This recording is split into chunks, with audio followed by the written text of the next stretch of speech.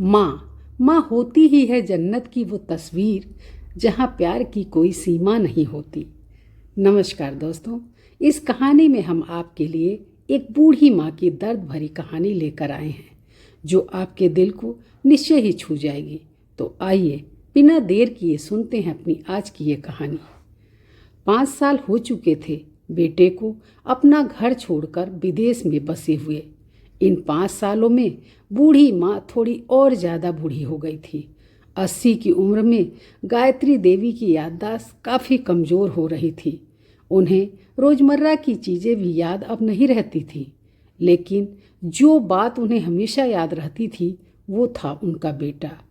दिन हो या रात, एक पल भी ऐसा नहीं होता था जब उन्हें अपने बेटे की याद नहीं आती हो। दूसरी तरफ बेटा था जो साल भर में एक आध बार अपनी माँ को फ़ोन कर लिया करता था और 1-2 मिनट से ज़्यादा बात भी नहीं करता था। फिर भी यह बूढ़ी माँ टकटकी लगाए अपने बेटे का इंतज़ार करती रहती थी। एक दिन बेटे का विदेश से फ़ोन आया। हेलो हेलो, सुन रही हो ना माँ? सौरभ बोल रहा हूँ, तुम्हारा बेटा। कैसी हो माँ? मैं ठीक हूँ बेटा। तुम और बहू और पोता कैसा है? माँ ने पूछा। सब अच्छे हैं माँ। मैं अगले हफ्ते गांव आ रहा हूँ तुम्हें लेने। अब हम सब साथ में ही लंदन में ही रहेंगे।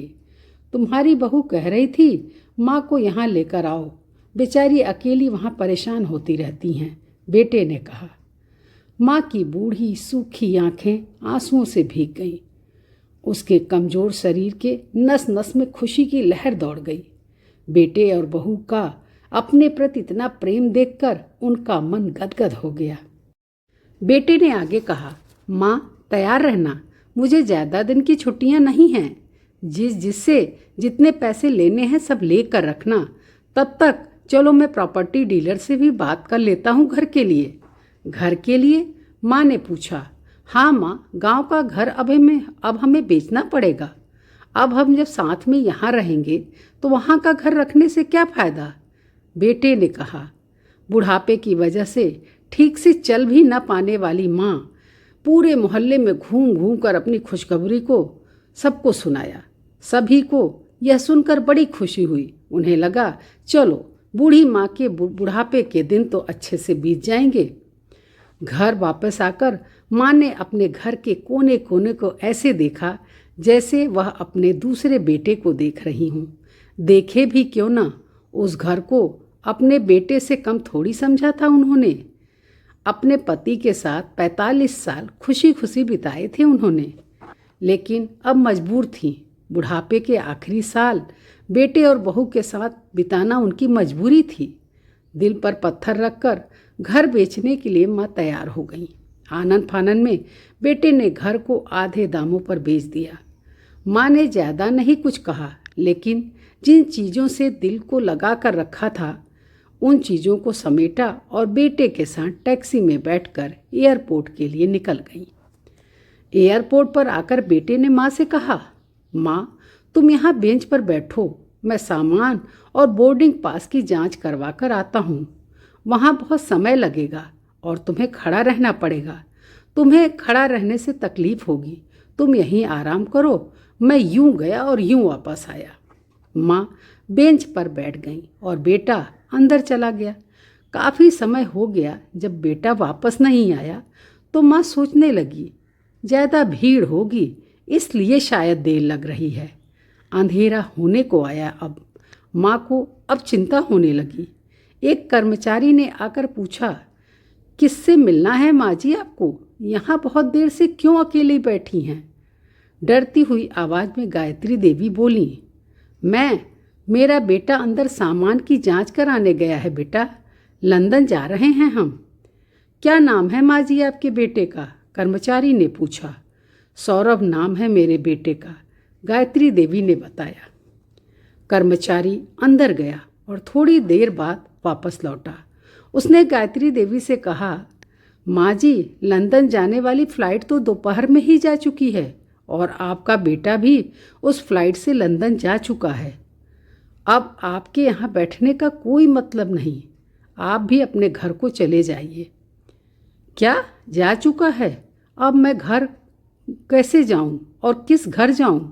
माँ की आंखों में आंसुओं के सैलाब उठने लगे। जैसे तैसे माँ घर पहुंची, जो अब उनका था ही नहीं। बिक चुका था वो घर। वो वहीं बरामदे पर दुखी मन से तुलसी के पास लेटी और नींद आ गई। घर के नए मालिक को उन पर दया आ गई तो एक कमरा किराए पर उनको दे दिया। पेंशन के पैसों से खाना और किराए का बंदोबस्त उनका हो जाता था। किसी तरह दुख से दिन बीतने लगे। कुछ दिनों के बाद घर के नए मालिक ने गायत्री देवी से कहा, माँ जी, अब आप बहुत बूढ़ी होती जा रही हैं। आप अपने रिश्तेदारों के यहाँ जाकर क्यों नहीं रहती? इस उम्र में आपके लिए वही अच्छा है। अच्छा तो होगा, लेकिन अगर मेरा बेटा वापस आया तो उसका ख्याल कौन रखेगा बेटा? मेरा बेटा बहुत भोला है, उसे अपना ख्याल रखना बिल्कुल नहीं आता। मैं कहीं नहीं जाऊंगी, क्या पता कब उसे मेरी ज़रूरत पड़ जाए, माँ ने कहा। दोस्तों, सच बता रही हूँ, माँ की ऐसी बातें सुनकर किसकी आंखों में आंसू नहीं आ जाएंगे? मेरी भी आंखों में आंसू आ गए।